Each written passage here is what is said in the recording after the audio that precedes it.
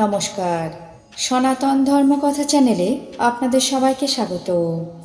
আজ শ্রাবণ মাসের ৮ তারিখ শনিবার, শুক্লাপক্ষের একাদশী তিথি। আজ শয়ন একাদশী। আজ শ্রী শ্রী হরিশয়নী বা শয়ন একাদশী। মহাভারতের সভাপর্বের ৭৩তম অধ্যায়ে দুধ ক্রীড়ায় গান্ধারীর নিষেধ পর্ব শুরু করব। নারায়ণং নমস্কৃত্য নরং চৈব নরোত্তমং দেবীং সরস্বতীং ব্যাসাং ততো জয়মুদীরয়েৎ। ঋষি বৈশম্পায়ন বললেন, গান্ধারী ধৃতরাষ্ট্রের কথা শুনে পুত্র স্নেহে বশবর্তিনী হয়ে ধৃতরাষ্ট্রকে বলতে লাগলেন, হে মহারাজ, দুর্যোধন যখন জন্মগ্রহণ করেছিল তখন বিদুর বলেছিলেন, এই কুলপাংশুল শিশুকে অবিলম্বে সংহার করো, তোমাদের মঙ্গল হবে। আর দুর্যোধন জন্মগ্রহণ করার সময় গর্ধবের মতো চিৎকার করছিল। দুর্যোধন আমাদের কুলান্তক, ফলত এখন আপনি নিজের দোষে বিপদ সাগরে আর নিমগ্ন হবেন না। সেই দুর্বিনীত বালকের কথায় কখনো অনুমোদন করবেন না। এই ঘোরতর কুল ক্ষয়কর বিষয়ে কেন আবার হস্তক্ষেপ করছেন? সেতু নিবদ্ধ হলে স্বেচ্ছায় কে ভেদ করতে পারে? নির্বাণ প্রায় অগ্নিও প্রজ্বলিত হতে পারে। এখন অবিরোধী শান্ত স্বভাব পাণ্ডবদেরকে কেন কুপিত করছেন? আপনার অজানা কিছুই নেই, তবুও আমি আপনাকে কিছু উপদেশ দিচ্ছি। জ্ঞানশাস্ত্র নিতান্ত নির্বোধের মতো অন্তঃকরণে কখনো শুভাশুভ ফল অঙ্কিত করতে পারে না। বালক স্বভাবে বৃদ্ধ ভাব অবলম্বন করা একান্তই অসঙ্গত। এখন আপনার সন্তানেরা আপনারই আজ্ঞা পালন করছে। ভগ্নমনা হয়ে যেন তারা আপনাকে পরিত্যাগ না করে। এখন আমার কথা শুনে ওই কুলপাংশুল দুর্যোধনকে পরিত্যাগ করুন।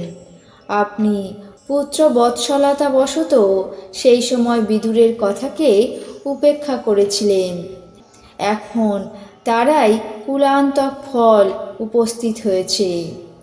শান্তি, ধর্ম এবং মন্ত্রীদের পরামর্শ অনুসারে আপনার যেমন বুদ্ধি হয়েছে তা অবিকৃতভাবেই থাকে। অসমীক্ষাকারিতা আপনার নিতান্ত দোষ।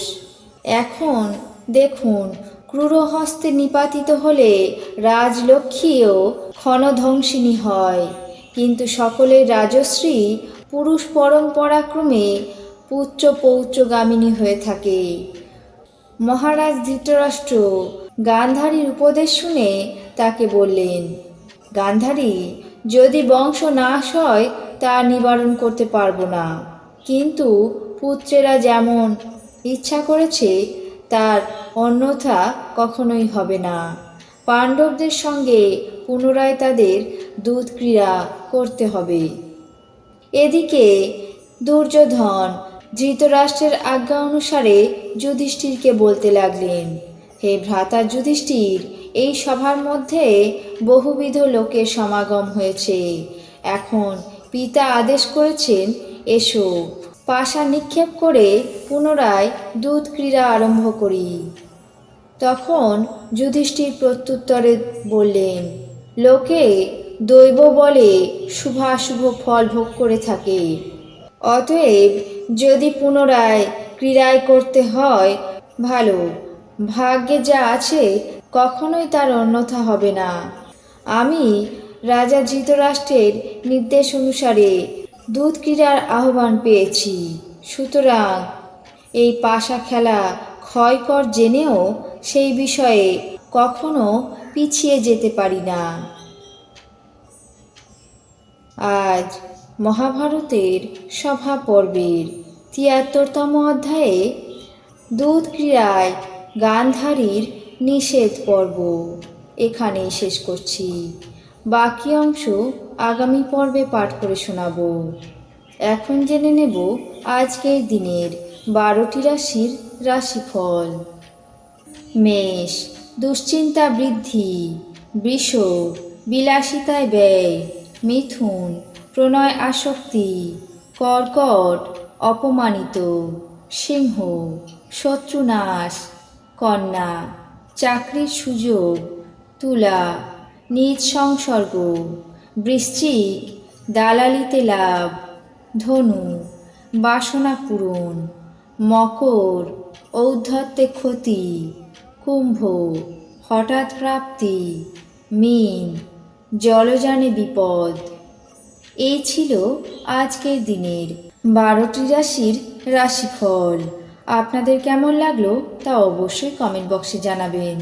চ্যানেলটিকে সাবস্ক্রাইব করবেন, লাইক করবেন, শেয়ার করবেন। ধন্যবাদ।